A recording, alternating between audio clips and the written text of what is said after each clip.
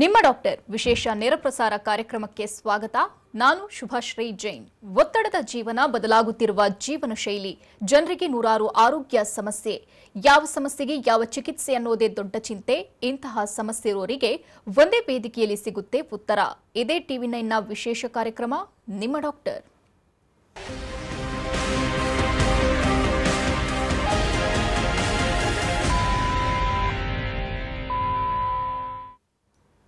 ಬಂಜೆತನ ಇತ್ತೀಚಿನ ದಿನದಲ್ಲಿ ಹೆಣ್ಣು ಮಕ್ಕಳಲ್ಲಿ ಕಂಡುಬರುವಂತಹ ಸಮಸ್ಯೆಗಳಲ್ಲಿ ಒಂದಾಗಿದೆ.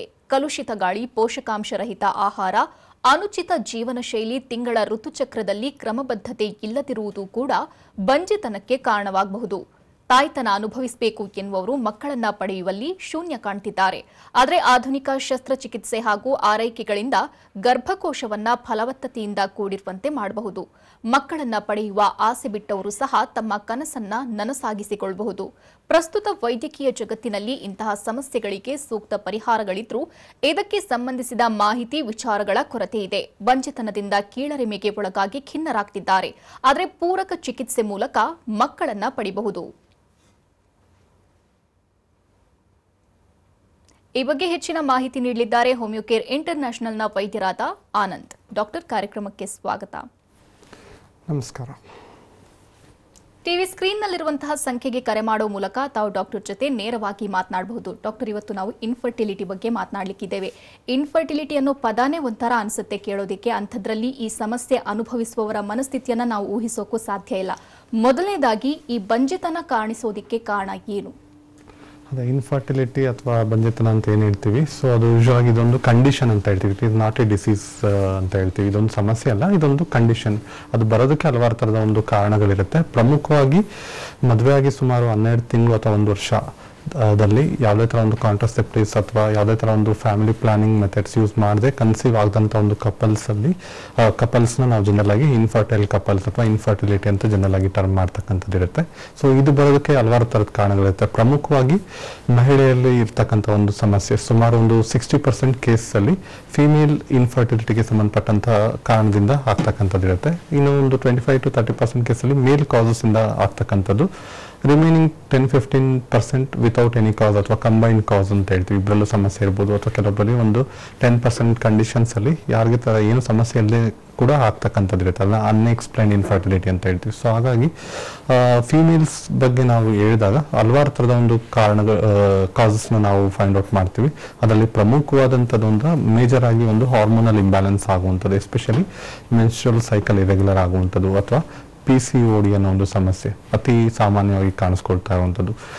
ಅದ್ರ ಜೊತೆಗೆ ಬೇರೆ ಬೇರೆ ಥರದ ಒಂದು ಕಾಸಸ್, ಒಬೇಸಿಟಿ ಅನ್ನೋದು ಕೂಡ ಒಂದು ಈಕ್ವಲ್ ಇಂಪಾರ್ಟೆಂಟ್ ರಿಸ್ಕ್ ಅಂತ ಹೇಳ್ತಕ್ಕಂಥದ್ದು ಇರುತ್ತೆ. ವೆಯ್ಟ್ ತುಂಬ ಅಬ್ನಾರ್ಮಲಿ ಹೈ ಇದ್ದಾಗ ಅದು ಒಂದು ಚಾನ್ಸಸ್ನ ಹೆಚ್ಚು ಮಾಡುವಂಥದ್ದು. ಅಥವಾ ಏಜ್ ಫ್ಯಾಕ್ಟರ್ ಅಂತ ಹೇಳ್ತೀವಿ, ತುಂಬ ಲೇಟ್ ಮ್ಯಾರೇಜಸ್ ಇರ್ಬೋದು ಅಥವಾ ಅರ್ಲಿ ಮ್ಯಾರೇಜಸ್ ಇರ್ಬೋದು. ಸೊ ಈ ಥರದ್ದೆಲ್ಲ ಒಂದು ಫ್ಯಾಕ್ಟರ್ಸ್ ಕೂಡ ಪ್ರಮುಖವಾದಂಥ ಒಂದು ಕಾರಣ ವಹಿಸುತ್ತೆ. ಜೊತೆಗೆ ಇನ್ನು ಪಥಲಾಜಿಕಲ್ ಕಂಡೀಷನ್ಸ್ ಅಂತ ನಾವು ನೋಡಿದಾಗ ಯುಟ್ರಸ್ಸಿಗೆ ಸಂಬಂಧಪಟ್ಟಾಗ ಯುಟ್ರೈನ್ ಫೈಬ್ರಾಯ್ಡ್ಸ್ ಅಂತ ಹೇಳ್ತೀವಿ, ಗರ್ಭಕೋಶದಲ್ಲಿ ಗೆಡ್ಡೆಗಳೇನಾದ್ರು ಇತ್ತು ಅಂತಂದರೆ ಅದು ಒಂದು ಪ್ರಮುಖವಾದಂಥ ಕಾರಣ ವಹಿಸುತ್ತೆ. ಜೊತೆಗೆ ಎಂಡೋಮೆಟ್ರಿಯೋಸಿಸ್ ಅನ್ನೋ ಒಂದು ಕಂಡೀಷನ್, ಅದರಲ್ಲಿ inner lining of the uterus ಏನಿರುತ್ತೆ ಅಲ್ಲಿ ಇನ್ಫೆಕ್ಟ್ ಆಗುವಂಥ ಒಂದು ಕಂಡೀಷನ್ ನಾವು ಎಂಡೋಮೆಟ್ರಿಯೋಸಿಸ್ ಅಂತ ಹೇಳ್ತೀವಿ. ಸೊ ಆ ಥರದ ಒಂದು ಫ್ಯಾಕ್ಟರ್ಸ್ ಇರ್ಬೋದು. ಟ್ಯೂಬಲ್ ಬ್ಲಾಕೇಜಸ್ ಇರ್ಬೋದು ಅಥವಾ ಇನ್ಫೆಕ್ಷನ್ಸ್ ಏನಾದ್ರು ಆಯಿತು, ಫೆಲೋಪಿಯನ್ ಟ್ಯೂಬಲ್ಲಿ ಸ್ಯಾಲ್ಫೆಂಜೈಟಿಸ್ ಅಂತ ಹೇಳ್ತೀವಿ. ಸೊ ಅಥವಾ ಪೆಲ್ವಿಕ್ ಇನ್ಫ್ಲಮೇಟರಿ ಡಿಸೀಸ್ ಏನಾದ್ರು ಇತ್ತು ಅಂತ ಅಂದರೆ ಈ ಥರ ಹಲವಾರು ಥರದ ಒಂದು ಕಾರಣಗಳು ಫೀಮೇಲ್ಸಲ್ಲಿ ನಾವು ನೋಡ್ತಕ್ಕಂಥದ್ದು ಇರುತ್ತೆ. ಜೊತೆಗೆ ಕೆಲವೊಂದು ರಿಸ್ಕ್ ಫ್ಯಾಕ್ಟರ್ಸ್ ಹೇಳಿದಾಗೆ ಏಜ್ ಫ್ಯಾಕ್ಟರ್ ಇರ್ಬೋದು ಅಥವಾ ಈ ಥರ ಒಂದು ಒಬೇಸಿಟಿ ಫ್ಯಾಕ್ಟರ್ಸ್ ಇರ್ಬೋದು ಅಥವಾ ಲೈಫ್ ಸ್ಟೈಲ್ ಫ್ಯಾಕ್ಟರ್ಸ್ ಇರ್ಬೋದು. ಸೊ ಅಥವಾ ಥೈರಾಯ್ಡ್ ರಿಲೇಟೆಡ್ ಇಶ್ಯೂಸ್ ಏನಾದ್ರು ಇತ್ತು ಅಂತಂದರೆ ಸೊ ಈ ಥರದ್ದೆಲ್ಲ ಒಂದು ಫ್ಯಾಕ್ಟರ್ಸಿಂದನೂ ಕೂಡ ಈ ಒಂದು ಬಂಜೆತನ ಬರ್ತಕ್ಕಂಥ ಸಾಧ್ಯತೆ ಹೆಚ್ಚಾಗ್ತಕ್ಕಂಥದ್ದು. ಓಕೆ ಡಾಕ್ಟರ್, ಮಹಿಳೆ ಎಷ್ಟು ಕಾರಣರಾಗಿರ್ತಾರೋ ಅಷ್ಟೇ ಪುರುಷರು ಕೂಡ ಬಂಜೆತನಕ್ಕೆ ಕಾರಣರಾಗಿರ್ತಾರೆ. ಹಾಗಾದ್ರೆ ಪುರುಷರಲ್ಲಿ ಈ ಬಂಜೆತನ ಕಾಣಿಸಿಕೊಳ್ಳೋದಕ್ಕೆ ಕಾರಣ ಏನು? ಅದೇ ಇತ್ತೀಚಿನ ದಿನಗಳಲ್ಲಿ ಮೇಲ್ ಫ್ಯಾಕ್ಟರ್ಸ್ ಅಂದರೆ ಮೇಲ್ ಕಾಸಸ್ ಇಂದನೂ ಕೂಡ ಹೆಚ್ಚಾಗಿ ಒಂದು ಇನ್ಫರ್ಟಿಲಿಟಿ ಬರ್ತಾ ಇದೆ. ಅದರಲ್ಲಿ ಪ್ರಮುಖವಾಗಿ ಏನು ಹೇಳಿದಾಗೆ ಸ್ಪರ್ಮ್ ಕೌಂಟ್ ಅನ್ನೋದು ತುಂಬ ಇಂಪಾರ್ಟೆಂಟ್ ಆಗುತ್ತೆ. ಲೋ ಸ್ಪರ್ಮ್ ಕೌಂಟ್ ಇದ್ದಂಥ ಸಂದರ್ಭದಲ್ಲಿ ಈ ಥರ ಒಂದು ಸಮಸ್ಯೆ ಕಾಣಿಸ್ಕೊಳ್ಳುವಂಥದ್ದು ಇರುತ್ತೆ. ಆಲಿಗೋಸ್ಪರ್ಮಿಯಾ ಅಂತ ಹೇಳ್ತೀವಿ, ಮೋಸ್ಟ್ ಕಾಮನ್ ಕಾಸ್ ಅಂತ ಹೇಳ್ತೀವಿ. ಈ ಥರ ಒಂದು ಆಲಿಗೋಸ್ಪರ್ಮಿಯಾ ಆಗೋದಕ್ಕೆ ಹಲವಾರು ಥರ ಫ್ಯಾಕ್ಟರ್ಸ್ ಇರುತ್ತೆ. ವೆರಿಕೋಸಿಲ್ ಅನ್ನೋ ಒಂದು ಕಂಡೀಷನ್ಸ್ ಇರ್ಬೋದು ಅಥವಾ ಲೋ ಟೆಸ್ಟೋಸ್ಟೆರಾನ್ ಹಾರ್ಮೋನ್ ಲೆವೆಲ್ಸ್ ಇರ್ಬೋದು ಅಥವಾ ಸ್ಪೆಸಿಫಿಕ್ ಆಕ್ಯುಪೇಷನಲ್ ಫ್ಯಾಕ್ಟರ್ಸ್ ಇರ್ಬೋದು, ಹೆಚ್ಚು ಟೆಂಪ್ರೇಚರ್ ಇರುವಂಥ ಒಂದು ಕಡೆ ಕೆಲಸ ಮಾಡುವಂಥದ್ದು.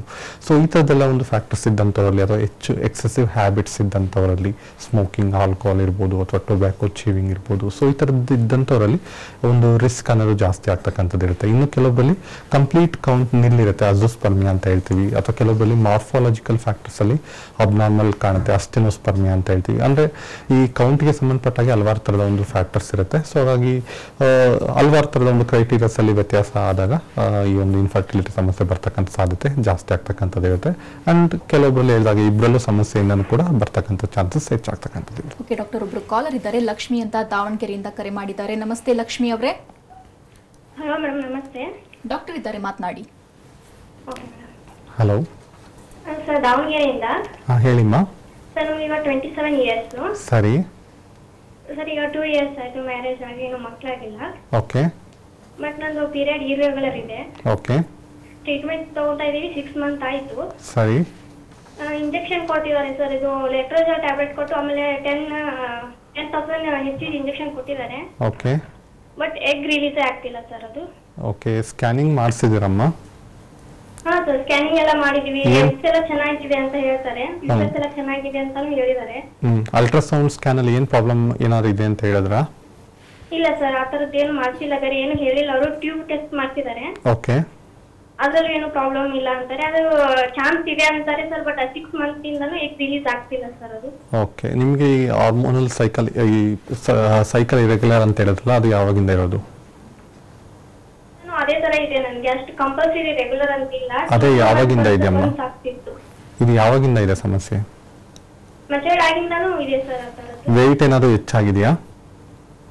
ಇಲ್ಲ ಸರ್, ಮಾಮೂಲಿ ಒಂದು 5 kg ಅಷ್ಟೇ ವೇರಿಯೇಷನ್ ಇದೆ, ಅಷ್ಟು ಬಿಟ್ಟು ಯಾವ್ದು ಪ್ರಾಬ್ಲಮ್ಸ್ ಇಲ್ಲ ಸರ್. ಫೈನ್. ನೋಡಿಮ್ಮ, ಈ ತರ ಒಂದು ಹಾರ್ಮೋನಲ್ ಇಂಬ್ಯಾಲೆನ್ಸ್ ಆಗ್ತಿದೆ ಅಂತ ಅಂದಾಗ, ಅದರಲ್ಲೂ ಸಿನ್ಸ್ ಪ್ಯೂಬರ್ಟಿ ಆಗ್ತಿದೆ ಅಂತ ಅಂದಾಗ ಡೆಫಿನೆಟ್ಲಿ ಅದೊಂದು ಡೀಪ್ ರೂಟೆಡ್ ಡಿಸೀಸ್ ಕಂಡೀಷನ್ ಅಂತ ಹೇಳ್ತೀವಿ. ಈ ತರದ ಒಂದು ಫ್ಯಾಕ್ಟರ್ಸ್ ಅಲ್ಲಿ ಹಲವಾರು ತರದ ಕಾಸಸ್ ಇರುತ್ತೆ. ಈಗ ultrasound scan abdomen and pelvis ಮಾಡಿದಾಗ ಅಲ್ಲಿ ಏನಾದ್ರು ಸಿಸ್ಟ್ ಏನಾದ್ರು ಫಾರ್ಮ್ ಆಗಿದೆಯಾ, ಪಾಲಿಸಿಸ್ಟಿಕ್ ಓವೇರಿಯನ್ ಡಿಸೀಸ್ ಅಂತ ಹೇಳ್ತೀವಿ, PCOD ಇರ್ಬೋದು ಅಥವಾ PCOS ಅನ್ನೋ ಒಂದು ಕಂಡೀಷನ್ ನಾವು ಕಾಮನ್ ಆಗಿ ನೋಡ್ತೀವಿ. ಒಂದ್ ವೇಳೆ ಅದು ನಾರ್ಮಲ್ ಇದ್ರೂ ಕೂಡ ತಾವು ಹೇಳಿದಾಗ ಓವುಲೇಷನ್ ಪ್ರಾಪರ್ ಆಗ್ತಿಲ್ಲ ಅಂತ ಹೇಳ್ತಿದ್ರ. ಸೊ ಎಲ್ಲಿವರೆಗೂ ಅದು ಆಗೋದಿಲ್ಲ, ಡೆಫಿನೆಟ್ಲಿ ಆ ಚಾನ್ಸಸ್ ಆಫ್ ಕನ್ಸೆಪ್ಷನ್ ಅನ್ನೋದು ಇರೋದಿಲ್ಲ, ನಿಲ್ಲ ಅಂತಾನೆ ಹೇಳ್ಬೋದು. ಸೊ ಹಾಗಾಗಿ ಆ ಒಂದು ಫಾಲಿಕಲ್ಸ್ ಡೆವಲಪ್ ಆಗೋ ತರ ಒಂದು ಮೆಡಿಕೇಶನ್ಸ್ ಆಗಿರ್ಬೋದು ಅಥವಾ ಆ ಥರದ ಒಂದು ಟ್ರೀಟ್ಮೆಂಟ್ ಬೇಕಾಗುತ್ತೆ. ಇವಾಗ ನೀವೇನೋ ಹಾರ್ಮೋನಲ್ ಟ್ಯಾಬ್ಲೆಟ್ಸ್ ಆಗಿರ್ಬೋದು ಅಥವಾ ಇಂಜೆಕ್ಷನ್ಸ್ ತಗೋತೀರಾ, ಆ ಒಂದು ಪರ್ಟಿಕ್ಯುಲರ್ ಮಂತಲ್ಲಿ ಪರ್ಟಿಕ್ಯುಲರ್ ಸೈಕಲಲ್ಲಿ ಹೆಲ್ಪ್ ಆಗ್ಬೋದು. ಬಟ್ ಅದನ್ನು ರೆಗ್ಯುಲರ್ ಆಗಿ ಯೂಸ್ ಮಾಡುವಂಥ ಸಾಧ್ಯತೆಗಳು ಕೂಡ ಯೂಶುವಲ್ ಆಗಿ ಅಡ್ವೈಸಬಲ್ ಇರೋದಿಲ್ಲ. ಸೊ ಹಾಗಾಗಿ ಒಂದು ಪ್ರಾಪರ್ ಇಂಟರ್ನಲ್ ಮೆಡಿಕೇಶನ್ಸ್ ಮೂಲಕ ಈ ಒಂದು ಹಾರ್ಮೋನಲ್ ಇಂಬ್ಯಾಲೆನ್ಸ್ ಏನಾಗ್ತಾ ಇದೆ ಅದು ಸರಿಪಡಿಸಬೇಕಾಗುತ್ತೆ. ಈಗೇನು ಇದಕ್ಕೆ ಸಂಬಂಧಪಟ್ಟಾಗ ಹಲವಾರು ಟೆಸ್ಟ್ ಇರುತ್ತೆ. ಫೀಮೇಲ್ ಹಾರ್ಮೋನಲ್ ಪ್ರೊಫೈಲ್ ಟೆಸ್ಟ್ ಅಂತ ಹೇಳಿ ರೆಕಮೆಂಡ್ ಮಾಡ್ತೀವಿ. ಆ ಥರದೊಂದು ಹಾರ್ಮೋನ್ ಲೆವೆಲ್ಸ್ ನೋಡುವಂಥದ್ದು ಆಗಿರ್ಬೋದು, ಅಥವಾ ಎಂಡೋಕ್ರೈನಲ್ ಡಿಸಾರ್ಡರ್ಸ್ ಏನಾದ್ರು ಆಗಿದೆಯಾ, ಎಸ್ಪೆಷಲಿ ಥೈರಾಯ್ಡ್ ಸಮಸ್ಯೆ ಏನಾದ್ರು ಇದೆಯಾ, ಇದೆಲ್ಲ ತಿಳ್ಕೊಂಡು ಒಂದು ಪ್ರಾಪರ್ ಮೆಡಿಕೇಶನ್ಸ್ ಕೊಡಬೇಕಾಗುತ್ತೆ. ನೋಡಿ, ಇದುವರೆಗೂ ಎಲ್ಲ ಥರದ ಒಂದು ಟ್ರೀಟ್ಮೆಂಟ್ ತಗೊಂಡಿದ್ರೆ ಅಥವಾ ನಿಮಗೆ ಪ್ರಾಪರ್ ಆಗಿ ರೆಸ್ಪಾಂಡ್ ಮಾಡ್ತಿಲ್ಲ ಅಂತಂದ್ರೆ ಹೋಮಿಯೋಪತಿ ಔಷಧಿಲಿ ಈ ಥರ ಒಂದು ಹಾರ್ಮೋನಲ್ ಡಿಸ್ಟರ್ಬೆನ್ಸ್ಗೆ ಒಂದು ಎಫೆಕ್ಟಿವ್ ಟ್ರೀಟ್ಮೆಂಟ್ ಇರುತ್ತೆ. ಸೊ ಗ್ರಾಜುವಲ್ ಆಗಿ ನಿಮ್ಮ ಸೈಕಲ್ಸ್ ರೆಗ್ಯುಲರ್ ಆಗ್ತಾ ಬರುತ್ತೆ, ಜೊತೆಗೆ ಫಾಲಿಕಲ್ ಸೈಜ್ ಕೂಡ ನಿಧಾನಕ್ಕೆ ಡೆವಲಪ್ ಆಗ್ತಾ ಬರುತ್ತೆ. ಥ್ಯಾಂಕ್ ಯು ಲಕ್ಷ್ಮಿ ಅವರೇ ಕರೆ ಮಾಡಿದ್ದಕ್ಕಾಗಿ. ಡಾಕ್ಟರ್, ಇನ್ನು ಹೆಚ್ಚಿನ ದಂಪತಿಗಳಿಗೆ ಗೊತ್ತಿರಲ್ಲ ಯಾವಾಗ ನಾವು ಚಿಕಿತ್ಸೆಗೆ ಹೋಗಬೇಕು ಅನ್ನೋದು, ಯಾವಾಗ ಹೋಗಬೇಕು? ಅದೇ ಈಗ ಖಂಡಿತವಾಗೂ ಈಗ ಅವರಲ್ಲಿ ಯಾವ ಥರದ ಒಂದು ಡಿಸೀಸ್ ಕಂಡೀಷನ್ ಡೆವಲಪ್ ಆಗಿದೆ ಅಥವಾ ಈಗ ಮದುವೆ ಆಗಿ ಹೇಳಿದಾಗ ಸುಮಾರು 1 ವರ್ಷ ಯಾವುದೇ ಥರ ಒಂದು ಟೆಸ್ಟ್ ಮಾಡಿಸೋ ಅಗತ್ಯ ಇರೋದಿಲ್ಲ. ಅದಾದ ನಂತರ ಕೂಡ ಅವ್ರಿಗೆ ಕನ್ಸೀವ್ ಆಗದೇ ಇದ್ದಾಗ ಡೆಫಿನೆಟ್ಲಿ ಅದಕ್ಕೆ ಸಂಬಂಧಪಟ್ಟಂಥ ಒಂದು ಟೆಸ್ಟ್ ಮಾಡಿಸೋದು ಸೂಕ್ತ ಅಂತ ಹೇಳ್ಬೋದು. ಎಸ್ಪೆಷಲಿ ಫೀಮೇಲ್ಸಲ್ಲಿ ಅಲ್ಟ್ರಾಸೌಂಡ್ ಸ್ಕ್ಯಾನ್ ಇರ್ಬೋದು, ಅಥವಾ ಏನಾದರೂ ಹೆಲ್ತ್ ಇಶ್ಯೂ ಇತ್ತು ಅಂತಂದರೆ ಅದಕ್ಕೆ ಸಂಬಂಧಪಟ್ಟಂಥ ಒಂದು ಟೆಸ್ಟ್. ಈವನ್ ಸಿಂಪಲ್ ಕಾಸ್ ಅಂತ ಹೇಳಿದ್ರೆ ಅನಿಮಿಯಾ ಏನಾದ್ರು ಇತ್ತು, ತುಂಬ ಸಿವಿಯರ್ ಆಗಿ ಹಿಮೋಗ್ಲೋಬಿನ್ ಕಡಿಮೆ ಇತ್ತು ಅಂತ ಅಂದಾಗ ಅದರಿಂದನೂ ಕೂಡ ಈ ಥರ ಒಂದು ಕನ್ಸೆಪ್ಷನ್ ಆಗುವಂಥ ಚಾನ್ಸಸ್ ಕಡಿಮೆ ಆಗುತ್ತೆ. ಅಂದರೆ ಹಲವಾರು ಥರದ ಒಂದು ರಿಸ್ಕ್ ಫ್ಯಾಕ್ಟರ್ಸ್ ಇರುತ್ತೆ. ಸೊ ಹಾಗಾಗಿ ಅವರಲ್ಲಿ ಯಾವುದೇ ಥರ ಒಂದು ಹೆಲ್ತ್ ಇಶ್ಯೂ ಏನಾದ್ರು ಇದೆಯಾ, ಡಯಾಬಿಟಿಸ್ ಸಮಸ್ಯೆ ಏನಾದ್ರು ಇತ್ತು ಅಂತಂದರೆ ಅದು ಕೂಡ ಅಫೆಕ್ಟ್ ಮಾಡುವಂಥ ಸಾಧ್ಯತೆ ಇರ್ಬೋದು. ಸೊ ಹಾಗಾಗಿ ಒಂದು ಅವರ ಪ್ರೆಸೆಂಟ್ ಹೆಲ್ತ್ ಕಂಡೀಷನ್ ಯಾವ ಥರ ಇದೆ, ಜೊತೆಗೆ ಅವರಲ್ಲಿ ಏನಾದ್ರು ಸಮಸ್ಯೆ ಇತ್ತು ಅಂತಂದ್ರೆ ಅದನ್ನ ಬೇಗ ಸರಿಪಡಿಸ್ಕೊಳ್ಳೋ ಥರ ಒಂದು ಅದಕ್ಕೆ ಆದಷ್ಟು ಪ್ರಾಧಾನ್ಯತೆ ಕೊಡಬೇಕಾಗತ್ತೆ. ಇದೆಲ್ಲ ಆದಾಗಲೂ ಕೂಡ ಕನ್ಸೀವ್ ಆಗ್ತಿಲ್ಲ ಅಂತಂದಾಗ ಅದಕ್ಕೆ ಸಂಬಂಧಪಟ್ಟಂಥ ಟೆಸ್ಟ್ನ ಮಾಡಿಸೋದು ಸೂಕ್ತ ಅಂತ ಹೇಳ್ಬೋದು. ಓಕೆ ಡಾಕ್ಟರ್, PCOD ಕೂಡ ಇನ್ಫರ್ಟಿಲಿಟಿಗೆ ಕಾರಣ ಆಗುತ್ತಾ? ಖಂಡಿತವಾಗಿ PCOD ಅನ್ನೋದೇ ಮೇನ್ ಕಾಸ್ ಫಾರ್ ಇನ್ಫರ್ಟಿಲಿಟಿ ಅಂತ ಹೇಳ್ತೀವಿ. ಮ್ಯಾಕ್ಸಿಮಮ್ ಫೀಮೇಲ್ಸ್ ಅಲ್ಲಿ ಕಂಡುಬರುವಂಥ ಒಂದು ಫಿಸಿಯೋಲಾಜಿಕಲ್ ಹಾರ್ಮೋನಲ್ ಡಿಸ್ಟರ್ಬೆನ್ಸ್ ಅಂತ ಹೇಳ್ತೀವಿ. ಅಂದರೆ ಫಂಕ್ಷನಲ್ ಡಿಸ್ಟರ್ಬೆನ್ಸ್ ಇಂದ ಉಂಟಾಗ್ತಕ್ಕಂಥ ಒಂದು ಡಿಸೀಸ್ ಕಂಡೀಷನ್. ಯಾವುದೇ ಥರ ಸ್ಟ್ರಕ್ಚರಲ್ ಚೇಂಜಸ್ ಇರೋದಿಲ್ಲ. ಓವರೀಸ್ ಅಲ್ಲಿ ಒಂದು ಎವ್ರಿ ಮಂತ್ ಒಂದು ಫಾಲಿಕಲ್ ಅಂತ ಹೇಳ್ತೀವಿ, ಅದು ಎಗ್ ಅಂತ ಏನು ಕರಿತೀವಿ, ಅದು ಡೆವಲಪ್ ಆಗಬೇಕಾಗುತ್ತೆ. So instead of that small cyst form ಆಗ್ತಕ್ಕಂಥ ಒಂದು ಕಂಡೀಷನ್ ನಾವು ಪಾಲಿಸಿಸ್ಟಿಕ್ ಓವೇರಿಯನ್ ಡಿಸೀಸ್ ಅಂತ ಹೇಳ್ತೀವಿ. ಸೊ ಇದು ಮ್ಯಾಕ್ಸಿಮಮ್ ಫಿಮೇಲ್ಸಲ್ಲಿ ಕಾಣಿಸ್ಕೊಡುತ್ತೆ. ಬಟ್ ಅಗೇನ್ ಇದು ಬರೀ ಇರೆಗ್ಯುಲರ್ ಸೈಕಲ್ಸ್ ಆಗ್ತಿದೆಯಾ ಅಥವಾ ಬೇರೆ ಥರದ ಒಂದು ಇಶ್ಯೂಸ್ ಇದೆಯಾ, ವೆಯ್ಟ್ ಗೇನ್ ಆಗ್ಬೋದು ಅಥವಾ ಫೇಶಿಯಲ್ ಹೇರ್ ಗ್ರೋತ್ ಆಗುವಂಥದ್ದು ಇರುತ್ತೆ, ಹಿರ್ಸುಟಿಸಮ್ ಅಂತ ಹೇಳ್ತೀವಿ, ಅಥವಾ ಆಕ್ನೆ ಡೆವಲಪ್ ಆಗುವಂಥದ್ದು ಇರ್ಬೋದು, ಹೇರ್ ಫಾಲ್ ಹೆಚ್ಚಾಗ್ಬೋದು. ಸೊ ಇದೆಲ್ಲ ಒಂದು ಸಿಗ್ನಿಫಿಕೆಂಟ್ ಹಾರ್ಮೋನಲ್ ಇಂಬ್ಯಾಲೆನ್ಸ್ ಇಂದ ಆಗ್ತಕ್ಕಂಥದ್ದು. ಅಥವಾ ಇನ್ನು ಕೆಲವೊಬ್ಬರಲ್ಲಿ ಪಿಗ್ಮೆಂಟೇಷನ್ ಕೂಡ ನಾವು ನೋಡ್ತಕ್ಕಂಥದ್ದು ಇರುತ್ತೆ, ಹೈಪರ್ ಪಿಗ್ಮೆಂಟೇಷನ್ ಅಂತ ಹೇಳ್ತೀವಿ. ಸೊ ಈ ಥರದ್ದೆಲ್ಲ ಒಂದು ಫ್ಯಾಕ್ಟರ್ಸ್ ಒಂದಲ್ಲ ಒಂದು ಇತ್ತು ಅಂತಂದಾಗ ಸೊ ಇದು ಕ್ಲಿಯರ್ ಇಂಡಿಕೇಶನ್ ಹಾರ್ಮೋನಲ್ ಡಿಸ್ಟರ್ಬೆನ್ಸ್ ಆಗ್ತಿದೆ ಅಂತ. ಸೊ ಅಂಥ ಸಂದರ್ಭದಲ್ಲೇ ಮೆಡಿಸಿನ್ಸ್ ತಗೊಂಡಾಗ ಬೇಗನೆ ಚಾನ್ಸಸ್ ಅನ್ನೋದು ಹೆಚ್ಚಾಗುತ್ತೆ. ಜೊತೆಗೆ ನ್ಯಾಚುರಲ್ ಕನ್ಸೆಪ್ಷನ್ಗೂ ಕೂಡ ಚಾನ್ಸಸ್ ಹೆಚ್ಚಾಗುತ್ತೆ.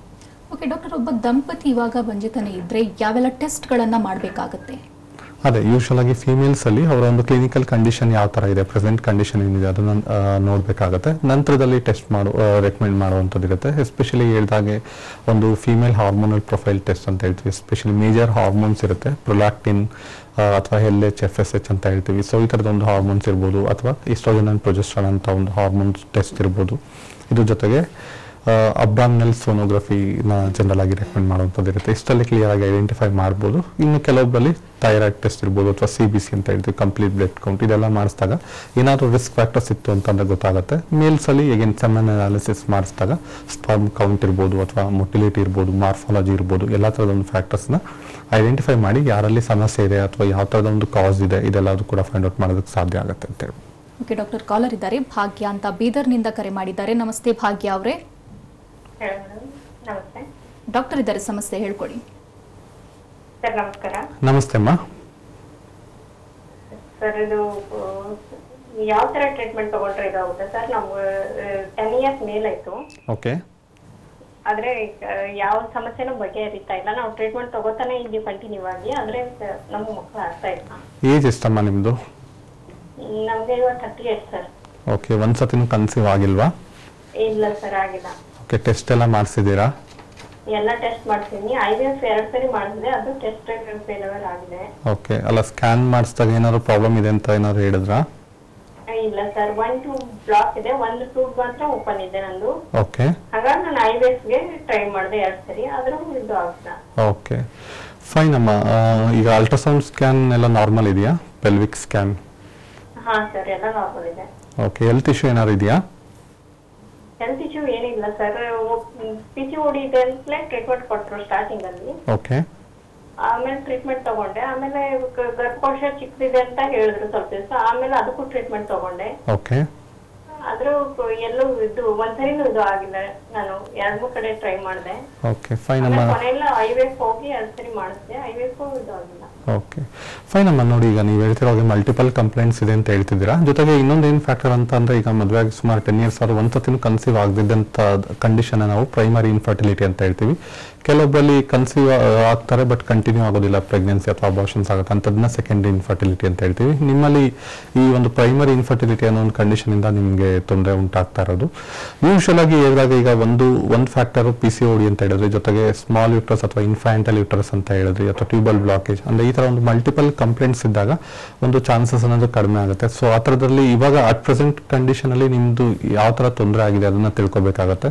And one side tube proper ಇದೆ ಅಂತ ಅಂದಾಗ ಚಾನ್ಸಸ್ ಕೂಡ ಹೆಚ್ಚಿರುತ್ತೆ. ಎಲ್ಲದಕ್ಕಿಂತ ಮುಖ್ಯವಾಗಿ ಹೇಳಿದಾಗೆ ಒಂದು ಎಗ್ ಪ್ರಾಪರ್ ಆಗಿ ಡೆವಲಪ್ ಆಗಬೇಕಾಗುತ್ತೆ, ಓವುಲೇಷನ್ ಅಂತ ಹೇಳ್ತೀವಿ, ಅಥವಾ ಡಾಮಿನೆಂಟ್ ಫಾಲಿಕಲ್ ಅಂತ ಏನು ಹೇಳ್ತೀವಿ ಅದು ಕರೆಕ್ಟ್ ಆಗಿರ್ಬೇಕಾಗತ್ತೆ. ಜೊತೆಗೆ ಎಂಡೋಮೆಟ್ರಿಯಲ್ ಥಿಕ್ನೆಸ್ ಕೂಡ ಪ್ರಾಪರ್ ಇರಬೇಕಾಗುತ್ತೆ. ಇದೆಲ್ಲ ಸರಿ ಇತ್ತು ಅಂತಂದಾಗ ಚಾನ್ಸಸ್ ಹೆಚ್ಚಾಗ್ತಕ್ಕಂಥದ್ದು ಇರುತ್ತೆ. ಸೊ ನೋಡಿ, ಈಗ ಮುಂಚೆ ನೀವು ಟೆಸ್ಟ್ ಮಾಡಿಸಿದ್ರು ಕೂಡ ಮತ್ತೊಮ್ಮೆ ಇದು ಪೀರಿಯಾಡಿಕಲ್ ಟೆಸ್ಟ್ ಅಂದ್ರೆ ಈಗ ರೀಸೆಂಟ್ ಆಗಿ ಏನೊಂದು ಟೆಸ್ಟ್ ಇರುತ್ತೆ ಅದನ್ನ ಮಾಡಿಸಿ ನಂತರ ಒಂದು ಟ್ರೀಟ್ಮೆಂಟ್ ಹೋಮಿಯೋಪತಿ ಔಷಧಿಯಲ್ಲಿ ಕಂಪ್ಲೀಟ್ ಕಲೆಕ್ಟಿವ್ ಆಗಿರುವಂಥ ನಿಮ್ಮ ರೋಗ ಲಕ್ಷಣಗಳು ಅಥವಾ ನಿಮ್ಮ ಸಮಸ್ಯೆ ಏನಿದೆ ಎಲ್ಲ ತಿಳ್ಕೊಂಡು ಒಂದು ಪ್ರಾಪರ್ ಮೆಡಿಸಿನ್ಸ್ ಕೊಡುವಂಥದ್ದು ಇರುತ್ತೆ. ಇದೆಲ್ಲ ಕಲೆಕ್ಟಿವ್ ಆಗಿ ಒಂದು ಹಾರ್ಮೋನಲ್ ಡಿಸ್ಟರ್ಬೆನ್ಸ್ ಇಂದಾನೆ ಆಗ್ತಕ್ಕಂಥದ್ದು ಇರುತ್ತೆ. ಸೊ ಮೆಡಿಸಿನ್ಸ್ ಮೂಲಕ ಆ ಒಂದು ಹಾರ್ಮೋನಲ್ ಇಂಬ್ಯಾಲೆನ್ಸ್ ರಿಸಾಲ್ವ್ ಆಗ್ತಾ ಹೋದಾಗೆ ಕನ್ಸೆಪ್ಷನ್ ಆಗುವಂಥ ಒಂದು ಚಾನ್ಸಸ್ ಕೂಡ ನಿಧಾನಕ್ಕೆ ಇಂಪ್ರೂವ್ ಆಗ್ತಾ ಬರುತ್ತೆ. ಥ್ಯಾಂಕ್ ಯು ಭಾಗ್ಯ ಅವರೇ ಕರೆ ಮಾಡಿದ್ದಕ್ಕಾಗಿ. ಡಾಕ್ಟರ್, ನಾವು ಇನ್ಫರ್ಟಿಲಿಟಿ ಬಗ್ಗೆ ಮಾತನಾಡ್ತಾ ಇದ್ವಿ. ದಂಪತಿಗಳು ಇಬ್ಬರೂ ಕೂಡ ಒಟ್ಟಿಗೆ ಚಿಕಿತ್ಸೆಗೆ ಬರೋದು ಎಷ್ಟು ಮುಖ್ಯ? ಖಂಡಿತವಾಗಿ ಈಗ ಪ್ರಾಪರ್ ಎವ್ಯಾಲ್ಯೂಯೇಷನ್ ತುಂಬಾ ಇಂಪಾರ್ಟೆಂಟ್ ಆಗುತ್ತೆ. ಈಗ ಫೀಮೇಲ್ಸ್ ಅಲ್ಲಿ ಅಥವಾ ವೈಫ್ ಅಲ್ಲಿ ಪ್ರಾಬ್ಲಮ್ ಇದೆ ಅಂತ ಗೊತ್ತಾಗಿ ಟ್ರೀಟ್ಮೆಂಟ್ ತಗೊಳ್ತಾ ಇರ್ತಾರೆ, ಅಥವಾ ಎಲ್ಲ ಸರಿ ಆಗ್ತಾ ಹೋಗುತ್ತೆ, ಅದು ಕನ್ಸೀವ್ ಆಗಿರೋದಿಲ್ಲ. ನಂತರದಲ್ಲಿ ಹಸ್ಬೆಂಡ್ ಟೆಸ್ಟ್ ಮಾಡಿದಾಗ ಅವರಲ್ಲಿ ಪ್ರಾಬ್ಲಮ್ ಇರೋದು ಗೊತ್ತಾಗುತ್ತೆ. ಸೊ ಅವಾಗ ಏನಾಗುತ್ತೆ, ಟೈಮ್ ಅನ್ನೋದು again ಡಿಲೇ ಆಗ್ತಾ ಹೋಗುತ್ತೆ. ಸೊ ಅದರಿಂದ ಏಜ್ ಅನ್ನೋದು ಕೂಡ ಒಂದು ಇಂಪಾರ್ಟೆಂಟ್ ಫ್ಯಾಕ್ಟರ್ ಅಂತ ಹೇಳ್ತೀವಿ. So ideal age for reproduction ಅಂತ ಹೇಳಿದಾಗ 25 to 35 ಇಯರ್ಸ್ ಅಂತ ಹೇಳ್ತೀವಿ ಯೂಶುವಲ್ ಆಗಿ. ಸೊ ಅದು ಒಂದು ಮೇನ್ ಫ್ಯಾಕ್ಟರ್ ಆಗುತ್ತೆ. ಸೊ ಏಜ್ ಆಗ್ತಾ ಒಂದು ಚಾನ್ಸಸ್ ಅನ್ನೋದು ಕಡಿಮೆ ಆಗುತ್ತೆ, ಎಸ್ಪೆಷಲಿ ಫೀಮೇಲ್ಸಲ್ಲಿ. ಒಂದು ಹೇಳಿದಾಗ ಒಂದು ಓವರೀಸಲ್ಲಿ ಇರುವಂಥ ಒಂದು ರಿಸರ್ವ್ ಅಂತ ಏನು ಹೇಳ್ತೀವಿ ಅದು ಕಡಿಮೆ ಆಗ್ತಾ ಹೋಗುತ್ತೆ. AMH ಅಂತ ಒಂದು ಹಾರ್ಮೋನ್ ಟೆಸ್ಟ್ ರೆಕಮೆಂಡ್ ಮಾಡ್ತೀವಿ, ಅದು ಕೂಡ ಒಂದು ಇಂಡಿಕೇಶನ್ ಅಂತ ಹೇಳ್ತೀವಿ. ಓವೇರಿಯನ್ ರಿಸರ್ವ್ ಯಾವ ಥರ ಇದೆ ಅಂತ, ಅಂದರೆ ಆ ಎಗ್ಗಿನ ಕೆಪಾಸಿಟಿ ಎಷ್ಟಿದೆ ಅಂತ ತಿಳ್ಕೊಳ್ಳೋದಕ್ಕೆ. ಸೊ ಹಾಗಾಗಿ ಎಸ್ಪೆಷಲಿ ಫೀಮೇಲ್ಸಲ್ಲಿ ಏಜ್ ಫ್ಯಾಕ್ಟರ್ ತುಂಬ ಇಂಪಾರ್ಟೆಂಟ್ ಆಗುತ್ತೆ. ಸೊ ಹಾಗಾಗಿ ಎಷ್ಟು ಬೇಗ ಇಬ್ಬರಲ್ಲಿ ಸಮಸ್ಯೆ ಇದೆ ಅಂತ ಫೈಂಡ್ ಔಟ್ ಮಾಡಿ ಟ್ರೀಟ್ಮೆಂಟ್ ತಗೋತಾರೆ ಅಷ್ಟು ಬೇಗ ಚಾನ್ಸಸ್ ಕೂಡ ಇಂಪ್ರೂವ್ ಆಗ್ತಾ ಬರುತ್ತೆ ಅಂತ ಹೇಳ್ಬೋದು. ಸೊ ಈಗ ಹೇಳಿದಾಗ ಹಲವಾರು ಥರ ರಿಸ್ಕ್ ಫ್ಯಾಕ್ಟರ್ಸ್ ಕೂಡ ಇರುತ್ತೆ. ಆ ಥರದ ಒಂದು ರಿಸ್ಕ್ ಫ್ಯಾಕ್ಟರ್ಸ್ ಸರಿಪಡಿಸ್ಕೊಳ್ಳುವಂಥದ್ದು ಅಥವಾ ಅಂಡರ್ಲೈಯಿಂಗ್ ಹೆಲ್ತ್ ಇಶ್ಯೂಸ್ ಏನಾದ್ರು ಇತ್ತು ಅಂತಂದರೆ ಅದಕ್ಕೆ ಸರಿಯಾದಂಥ ಒಂದು ಪ್ರಾಪರ್ ಟ್ರೀಟ್ಮೆಂಟ್ ತಗೊಳ್ತಾ ಬಂದರೆ ಬೇಗನೆ ಒಂದು ಕನ್ಸೀವ್ ಆಗ್ತಕ್ಕಂಥ ಚಾನ್ಸಸ್ ಹೆಚ್ಚಾಗ್ತಾ ಬರುತ್ತೆ. ಓಕೆ ಡಾಕ್ಟರ್, ಕಾಲರ್ ಇದ್ದಾರೆ. ಸುಮಯ್ಯ ಚಿಕ್ಕಮಗಳೂರಿನಿಂದ ಕರೆ ಮಾಡಿದ್ದಾರೆ. ನಮಸ್ತೆ ಸುಮಯ್ಯ ಅವರೇ. ನಮಸ್ತೆ ಮೇಡಮ್. ಡಾಕ್ಟರ್ ಇದ್ದಾರೆ, ಸಮಸ್ಯೆ ಹೇಳ್ಕೊಳ್ಳಿ. ನಮಸ್ತೆ ಡಾಕ್ಟರ್. ನಮಸ್ತೆ ಅಮ್ಮ. ಸರ್ ನಾವು ಚಿಕ್ಕಮಗಳೂರಿಂದ ಮಾತಾಡ್ತಾ ಇರೋದು. ಹೇಳಿಮ್ಮ. ಮದುವೆ ಆಗಿ 7 ವರ್ಷ ಆಗಿದೆ.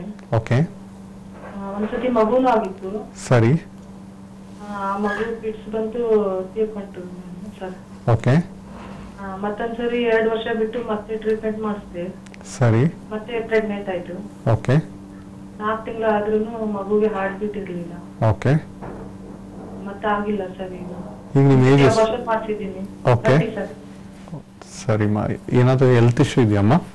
ಇಲ್ಲ ಸರ್. ಸ್ಕ್ಯಾನಿಂಗ್ ಎಲ್ಲ ಮಾಡಿಸಿದ್ದೀರಾ? ಹಾ ಮಾಡ್ತಿದ್ದೀನಿ. ಏನಾದರೂ ತೊಂದರೆ ಇದೆಯಾ?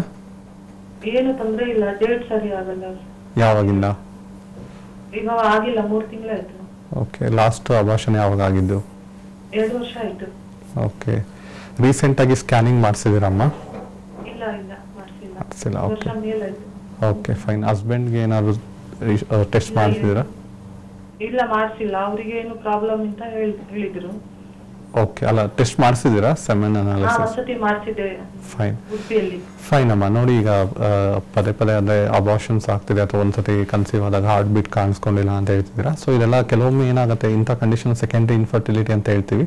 ಇದಾಗೋದಕ್ಕೆ ಹಲವಾರು ಥರದ ಒಂದು ರಿಸ್ಕ್ ಫ್ಯಾಕ್ಟರ್ಸ್ ಇರುತ್ತೆ. ಹೇಳಿದಾಗ ಒಂದು ಎಗ್ಗಿನ ಕ್ವಾಲಿಟಿ ಸರಿಯಾಗಿಲ್ಲ ಅಂತ ಅಂದಾಗ ಅದು ಒಂದು ಚಾನ್ಸಸ್ ಅನ್ನೋದು ಈ ಥರ ಆಗೋದಕ್ಕೆ ಚಾನ್ಸಸ್ನ ಕ್ರಿಯೇಟ್ ಮಾಡುತ್ತೆ. ಅಥವಾ ನಿಮ್ಮ ಹಸ್ಬೆಂಡ್ನ ಸ್ಪರ್ಮ್ ಕ್ವಾಲಿಟಿ ಏನಾದರೂ ಕಡಿಮೆ ಇತ್ತು, ಎಸ್ಪೆಷಲಿ ಕೌಂಟಲ್ಲಿ, ಅಥವಾ ಮಾರ್ಫಾಲಜಿಕಲ್ ಅಬ್ನಾರ್ಮಾಲಿಟೀಸ್ ಅಂತ ಹೇಳ್ತೀವಿ. ಸೊ ಆ ಥರದ ಒಂದು ಫ್ಯಾಕ್ಟರ್ಸ್ ಇದ್ದಾಗ ಈ ಒಂದು ಸಮಸ್ಯೆ ಆಗುವಂಥದ್ದು ಇರುತ್ತೆ. ಟೆರಿಟೋಝೂಸ್ಪರ್ಮಿಯಾ ಅಂತ ಹೇಳ್ತೀವಿ. ಅಂದರೆ ಹಲವಾರು ಥರದ ಒಂದು ರಿಸ್ಕ್ ಫ್ಯಾಕ್ಟರ್ಸಿಂದ ಈ ಥರ ಒಂದು ತೊಂದರೆ ಆಗುವಂಥದ್ದು ಇರುತ್ತೆ.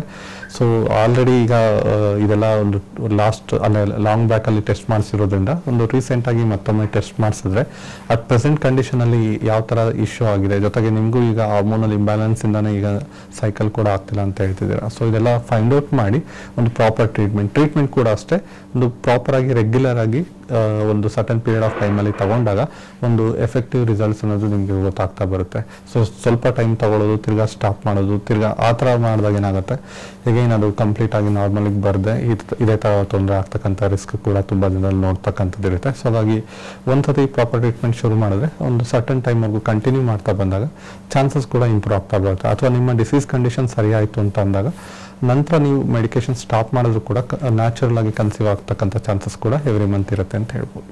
ಥ್ಯಾಂಕ್ ಯು ಕರೆ ಮಾಡಿದ್ದಕ್ಕಾಗಿ. ಡಾಕ್ಟರ್, ಇನ್ನು ಹೋಮಿಯೋಕೇರ್ ಇಂಟರ್ನ್ಯಾಷನಲ್ ನಲ್ಲಿ ಟ್ರೀಟ್ಮೆಂಟ್ ಪ್ರೊಸೀಜರ್ ಹೇಗಿರುತ್ತೆ?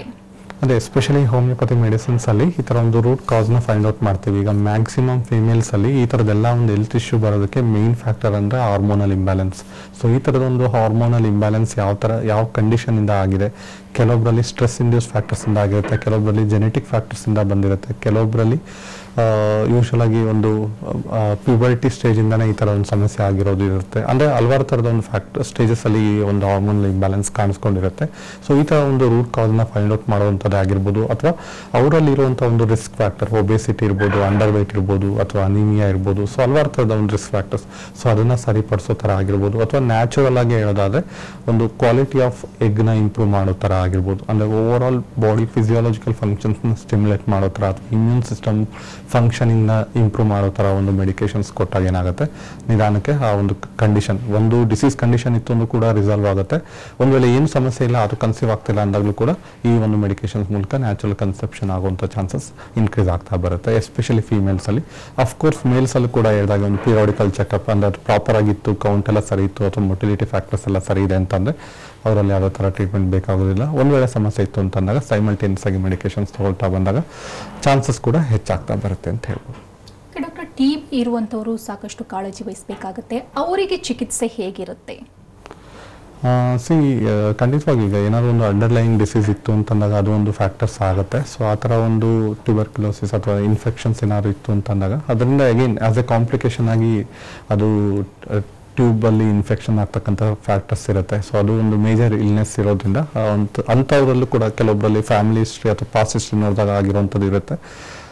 ಡೆಫಿನೆಟ್ಲಿ ಅವರಲ್ಲಿ ತುಂಬ ವೀಕ್ ಆಗಿದ್ದಾಗ ಅಥವಾ ಆಸ್ ಎ ಕಾಂಪ್ಲಿಕೇಶನ್ ಆಗಿ ಏನಾದರೂ ಅಫೆಕ್ಟ್ ಆಗ್ತಿದೆ ಅಂತಂದಾಗ ಡೆಫಿನೆಟ್ಲಿ ಅಂತ ಒಂದು ಅವರಲ್ಲಿ ಪ್ರಾಪರ್ ಟ್ರೀಟ್ಮೆಂಟ್ ಮೂಲಕ ಆದಷ್ಟು ಒಂದು ಚಾನ್ಸಸ್ನ ಇಂಪ್ರೂವ್ ಮಾಡ್ಬೋದು. ಕೆಲವೊಂದು ಫೀಮೇಲ್ಸಲ್ಲಿ ಈವನ್ ಬ್ಲಾಕೇಜ್ ಕೂಡ ಆಗ್ತಕ್ಕಂಥದ್ದು ಇರುತ್ತೆ.